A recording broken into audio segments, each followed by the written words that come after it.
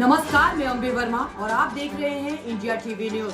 तो चलिए आगे बढ़ते हैं कुछ खास खबरों की ओर। इलेक्ट्रोल बॉन्ड है महाघोटाला, इससे प्राप्त धन को जब्त करो, उद्योगपतियों के माफ 16 लाख करोड़ रुपए का कर्जा वसूल करो के नारे के साथ इंडियन पीपुल्स सर्विसेज व गोंडवाना गणतंत्र पार्टी के संयुक्त तत्वाधान में 16 मार्च 2024 को बलिया जिलाधिकारी कार्यालय पर जोरदार प्रदर्शन कर जिलाधिकारी के माध्यम से महामहिम राष्ट्रपति जी को ज्ञापन प्रेषित किया गया। ज्ञापन में प्रमुख रूप से मांग की गई है कि माननीय सुप्रीम कोर्ट द्वारा इलेक्ट्रोल बॉन्ड को असंवैधानिक घोषित कर दिया गया है। ऐसी स्थिति में इलेक्ट्रोल बॉन्ड से राजनीतिक दलों को प्राप्त धन भी असंवैधानिक ही हुआ, इसलिए इलेक्ट्रोल बॉन्ड से प्राप्त धन को तत्काल जब्त कर उससे राष्ट्रीय संपत्ति घोषित कर सरकारी खजाने में जमा करवाया जाए। इलेक्ट्रोल बॉन्ड से राजनीतिक दलों को बड़ी मोटी रकम देने वाली सभी कंपनियों लोगों की सुप्रीम कोर्ट की निगरानी में ईडी, इनकम टैक्स व सीबीआई से जांच करवाई जाए। केंद्र की भाजपा सरकार द्वारा प्रमुख उद्योगपतियों के जो 16 लाख करोड़ रुपए का कर्जा माफ किया गया है, ये धन देश की आम जनता का है। इसको माफ ना किया जाए बल्कि राष्ट्र हित में उक्त 16 लाख करोड़ रुपए को उन उद्योगपतियों से वसूल किया जाए। इस अवसर पर गोंडवाना गणतंत्र पार्टी के राष्ट्रीय महामंत्री व इंडियन पीपुल्स सर्विसेज के राष्ट्रीय अध्यक्ष अरविंद गोंडवाना ने कहा है कि इलेक्ट्रोल बॉन्ड देश का सबसे बड़ा महा घोटाला है। ब्लैक मनी को व्हाइट मनी करने का गोपनीय तरीका है जिसका अब पर्दाफाश हो चुका है। प्रधानमंत्री जी कहते थे ना खाऊंगा ना खाने दूंगा, उनका भी चेहरा आम जनता में बेनकाब हो चुका है। लॉटरी किंग जैसी कंपनियों से हजारों करोड़ का चंदा इलेक्ट्रोल बॉन्ड से प्राप्त करना, पुलवामा हमले के कुछ ही दिनों बाद एक पाकिस्तानी कंपनी से इलेक्ट्रोल बॉन्ड द्वारा चंदा लेना भाजपा का कौन सा राष्ट्रवाद है? इस पर प्रधानमंत्री जी को अपना वक्तव्य देना चाहिए। नोटबंदी से लगायत कोरोना काल में आम जनता परेशान रही और भाजपा सरकार वैक्सीन कंपनी से भी इलेक्ट्रोल बॉन्ड चंदा लेने में ही व्यस्त रही और इसका जवाब अब आम जनता आने वाले लोकसभा चुनाव में देगी। गोंडवाना गणतंत्र पार्टी युवा मोर्चा के राष्ट्रीय उपाध्यक्ष मनोज शाह ने कहा है कि भाजपा का फर्जी राष्ट्रवाद का पर्दाफाश हो चुका है। इसको लेकर गांव-गांव में जाकर आम जनता को भाजपा की जन विरोधी, राष्ट्र विरोधी नीतियों से अवगत करवाया जाएगा। आने वाला लोकसभा चुनाव देश, संविधान, लोकतंत्र व रोजगार बचाने का चुनाव है, इसलिए आम जनता भाजपा के किसी भी झांसे में न आने वाली है। प्रदर्शन में प्रमुख रूप से आईपीएस के जिलाध्यक्ष सुरेश शाह, गोंगपा के प्रदेश महासचिव गोपाल खरवार, जिलाध्यक्ष सुमेर गोंड, तहसील अध्यक्ष संजय गोंड, सुचित गोंड, मुन्ना प्रसाद, सुरेश गिरी, रमाकांत प्रसाद, मनोज कुमार भी रहे। महामहिम राष्ट्रपति जी को संबोधित ज्ञापन जिला अधिकारी के प्रतिनिधि अपर उप जिलाधिकारी शैलेंद्र चौधरी ने स्वीकार किया।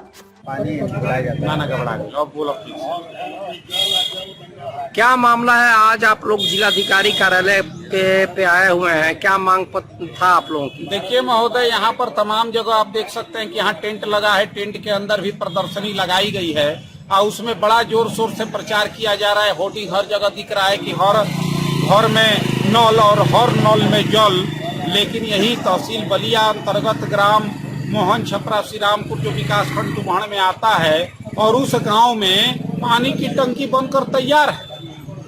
हर ग्रामीण के दरवाजे कनेक्शन भी पहुंचा दिया गया। मात्र दिखाने के लिए 4 दिन तक पानी आया, लेकिन अब पानी आता नहीं है।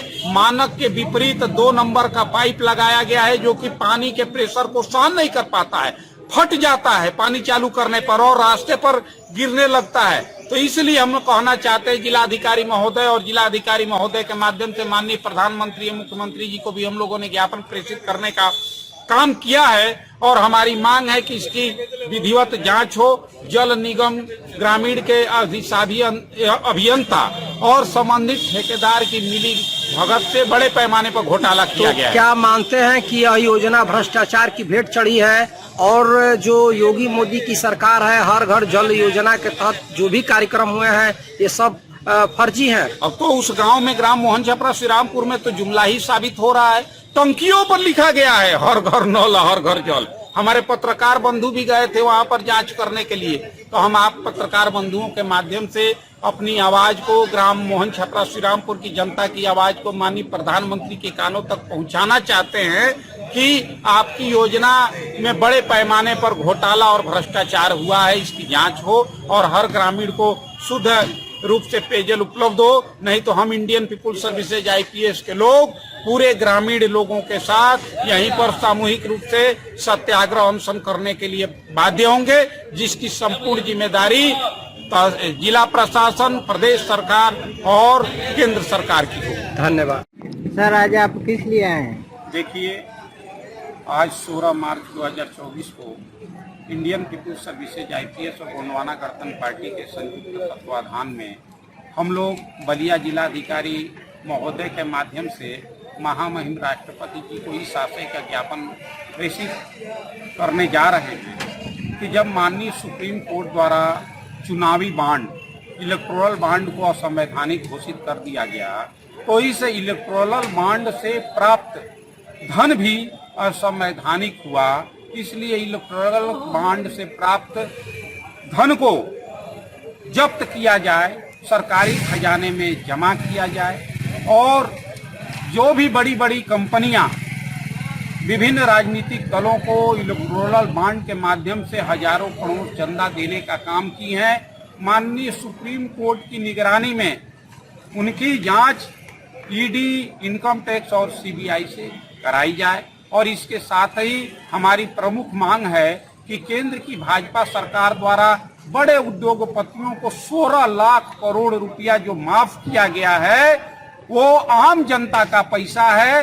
राष्ट्र हित में उस पैसे को पुनः वसूला जाए और उसको सरकारी खजाने में जमा किया जाए। इन मांगों को लेकर हम लोग जिलाधिकारी महोदय को ज्ञापन देने का काम कर रहे हैं और आपके माध्यम से यह बात देश की आम जनता को भी बताना चाह रहे हैं कि जिस तरह से उन्होंने कहा कि न खाऊंगा न खाने दूंगा, वो उनका चेहरा आम जनता के बीच में पर्दाफाश हो चुका है कि किस तरह से पाकिस्तानी कंपनी से चंदा लिया गया।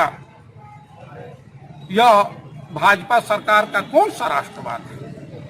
ये लॉटरी किंग से 1000 करोड़ से ऊपर का चंदा लिया गया।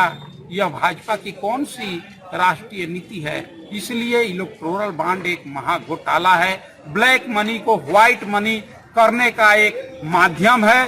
तो इसको तो चूंकि माननीय सुप्रीम कोर्ट द्वारा असंवैधानिक घोषित कर ही दिया गया, तो इससे प्राप्त धन को फ्रीज किया जाए, जब्त किया जाए और उसको सरकारी खजाने में जमा किया जाए। धन्यवाद। हो गया सर, बहुत बहुत धन्यवाद आप।